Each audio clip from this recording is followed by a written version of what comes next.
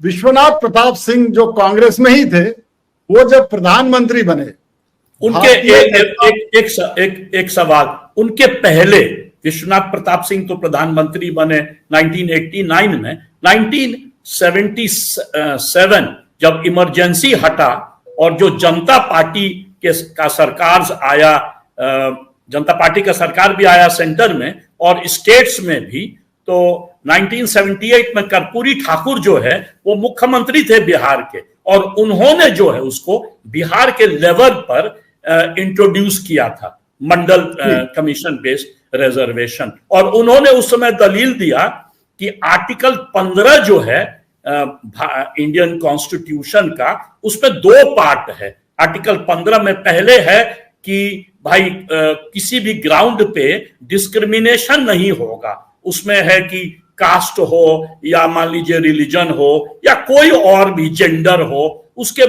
Basis पे जो है डिस्क्रिमिनेशन नहीं किया जाएगा किसी के खिलाफ एम्प्लॉयमेंट में, एजुकेशन में।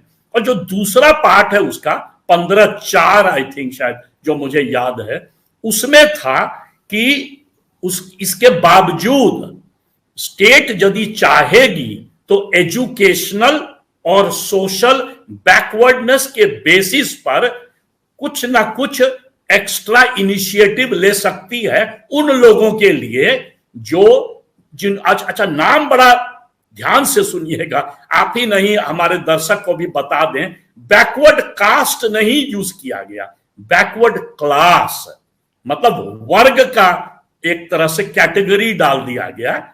और ये एक तरह से वेग भी है, एक तरह से इसका डिफरेंट इंटरप्रिटेशन भी होता है, क्योंकि भाई बैकवर्ड क्लास कौन है, उसमें मुस्लिम आएंगे कि नहीं आएंगे, ये जो है ये ओपन रह गया, खाली उसको क्लियरली डाल दिया गया, educational and social backwardness for backward classes. तो ये जो है इसका दलील लेके कर्पूरी ठाकुर पहले उसको स्टेट में इंप्लीमेंट किया, और उस पर काफी बिहार में हंगामा हुआ था, बैकलैश भी हुआ था। और आप सही कह रहे हैं कि जब दोबारा कांग्रेस वापस आया तो कांग्रेस उसको इंप्लीमेंट नहीं किया, और तब आप ठीक बोले कि उस समय सेकेंड फेज में जब विश्वनाथ प्रताप सिंह प्रधानमंत्री बने तो बड़का कास्ट रिजर्वेशन बहुत बड़ा इश्यू बन गया। अच्छा, कंटिन्यू कर्नल साहब, मैं सिर्फ ये बीच में दर्शक के लिए थोड़ा इंफॉर्मेशन दे दिया। तो जब प्रधानमंत्री विश्वनाथ प्रताप सिंह ने ये क्यों लगा, शुरुआत में ही उन्होंने इसको इंप्लीमेंट नहीं किया, केंद्र की मैं बात कर रहा हूं, केंद्र सरकार की सेंट्रल गवर्नमेंट सर्विसेज के लिए। देखिए, हमें ये समझना होगा कि जो मनुस्मृति है, जिसे मनुवादी कहते हैं, जो उनको फॉलो करते हैं, ये सनातन धर्म का सबसे बड़ा ग्रंथ है कि समाज की मैनेजमेंट कैसे हो, सोशल मैनेजमेंट कैसे।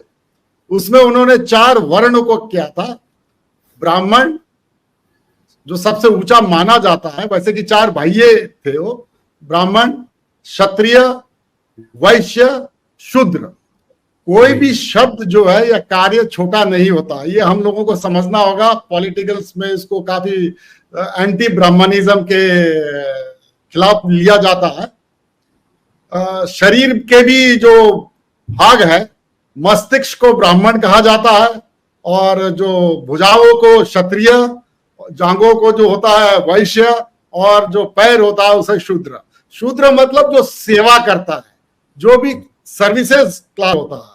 क्षत्रिय जो होता है जो आपको सिक्योरिटी प्रोवाइड करेगा, और वैश्यों का व्यापार होगा, धन संग्रह करेगा, और ये धन संग्रह करके समाज के लिए कार्य में लाएगा। तो कार्य बटे हुए थे, कोई छोटा या बड़ा नहीं होता था। और आप देखेंगे देश में जितने भी एम्प्लॉयज है, क्लास 4 एम्प्लॉयज नहीं है, वो शूद्र होते थे क्लास डी में। फिर जैसे जैसे आप वर्गीकरण करेंगे सेक्रेटरी लेवल, मिनिस्ट्री लेवल में, वो तो ब्राह्मण हो गए। फिर जो कंपनी के जो व्यापारी थे, जो डायरेक्टर्स वगैरह हो गए, तो वो वैश्य हो गए। जो फौज जैसे हम जैसे हो गए, जो फौज में आ गए, वो क्षत्रिय बन गए। ये हो गया वैकल्पिक मनुवादी सिस्टम, वैकल्पिक, जो कॉन्स्टिट्यूशन द्वारा या सरकार द्वारा बनाया जाता है।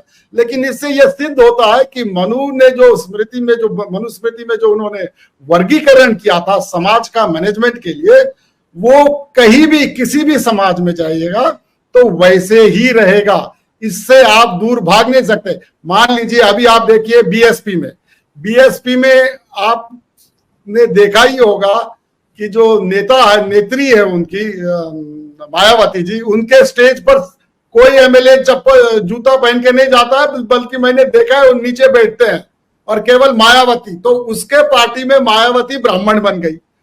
वैसे ही आप लालू यादव के पार्टी में देखिए, लालू यादव ब्राह्मण हो गए, लेकिन बाकी जो नीचे बैठते वो सर्विस क्लास के हो जाए। भोलानाथ के 2-in-1 बैटरी ऑपरेटेड हार्वेस्टर कम ब्रश कटर के साथ ट्रॉली अतिरिक्त लागत पर उपलब्ध है।